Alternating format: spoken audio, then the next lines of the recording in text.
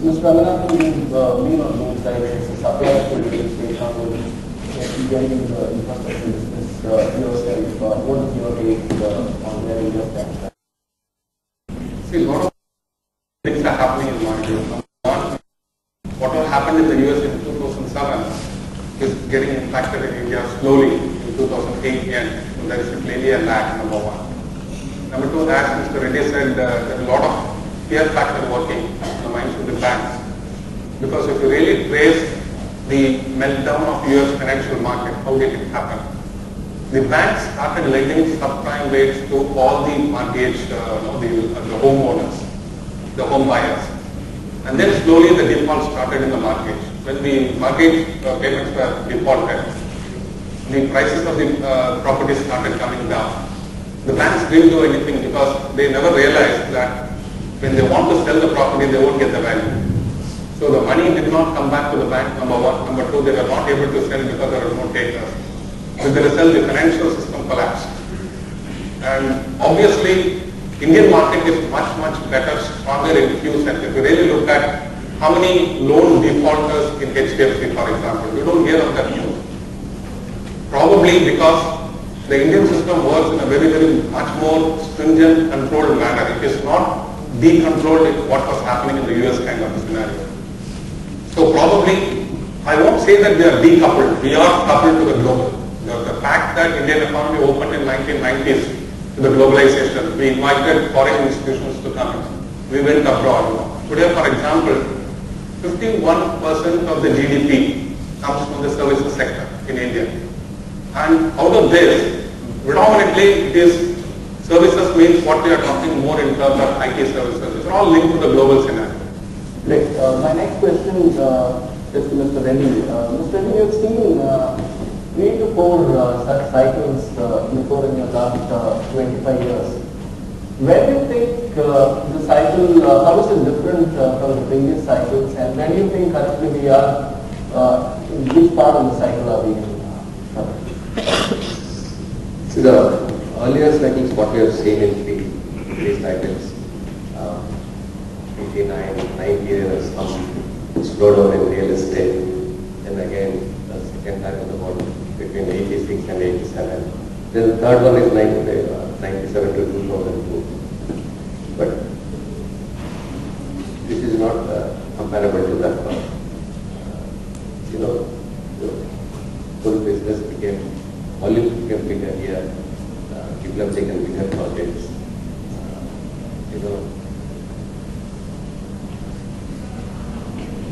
This is becoming a little different compared to the project. The magnitude will change. That's why you are feeling the Mr. Murugesan, you were in Southeast Asia during the Southeast Asian crisis. Is it something similar what we are seeing in India today? What are your thoughts about that? Yeah, can you hear me? Can you? Yeah. I don't see a parallel between 97 crisis and 97 crisis was thanks to Soros. And a lot of hedging activities. Mine is purely from Southeast Asia perspective, and during the crisis time I lived in Southeast Asia, Singapore, Malaysia, and Taiwan. And I lost a lot of money in property as well as stocks, and I think to save more. Yeah, 96, 97, 94, 95, 96 were very, very good. We all thought, okay, investing in real estate will bring in the so-called automatic. I mean, you invest it, just leave and go to Switzerland and you come back, you would have it in place to something. That's a mindset I used to have.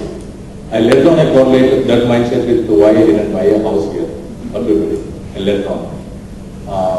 There, the thing was beyond anyone's control. It was played out by few investors, like hedging investors like Soros. But today, Indian context, today's crisis, I would like to differ. It's not another crisis actually, and some of you may or may not agree with me. From real estate perspective, there is no supply-demand mismatch. There is still a huge demand. There is a handsome supply when it comes to residential, even to warehouse and logistics business. There is a huge demand. Where is the gap? The gap is, I want to do business.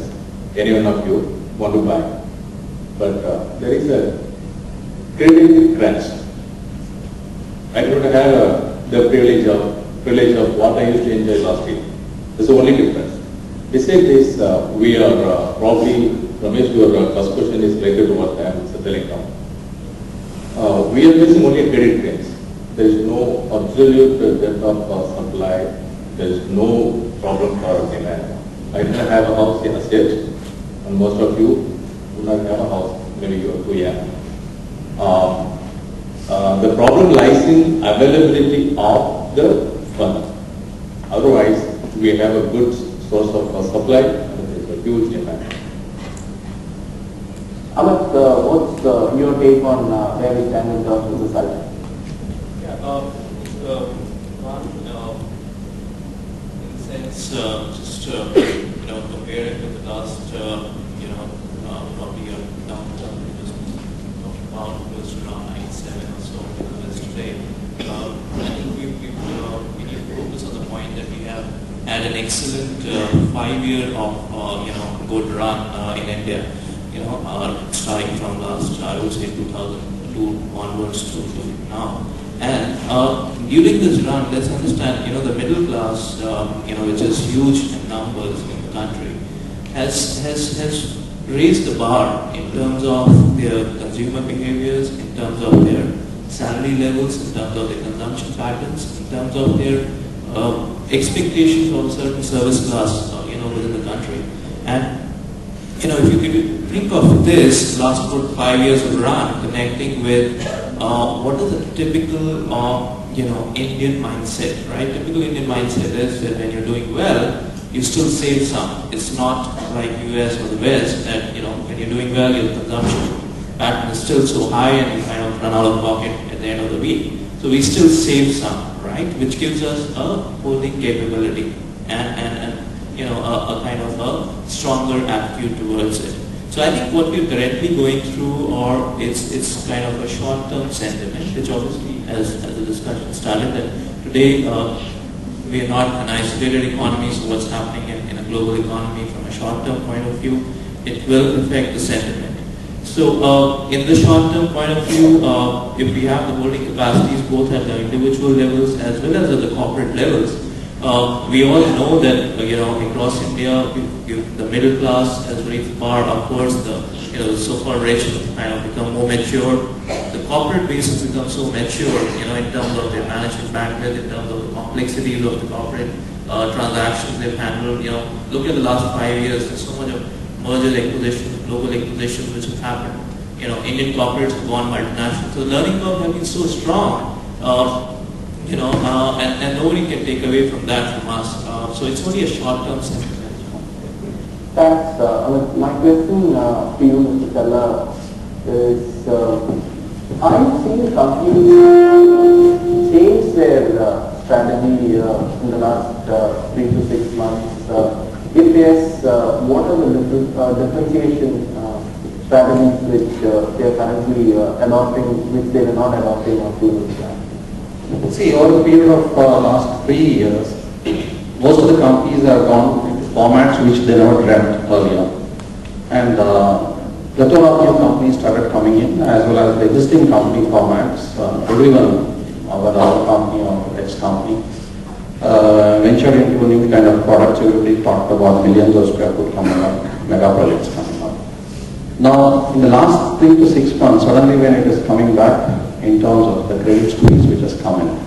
Essentially the demand is there, but unfortunately the credit squeeze and the cost of fund for the end consumer has gone up. In terms of the interest rates, from 7.5% it has gone up to 13.5% in a matter of 3 years. So based on the steps which the Reserve Bank of India started taking in 2006 to control inflation, as a result the real estate industry got totally squeezed out in terms of choking of funds. So as a strategy now, most of the companies, they are relooking at their business strategy itself.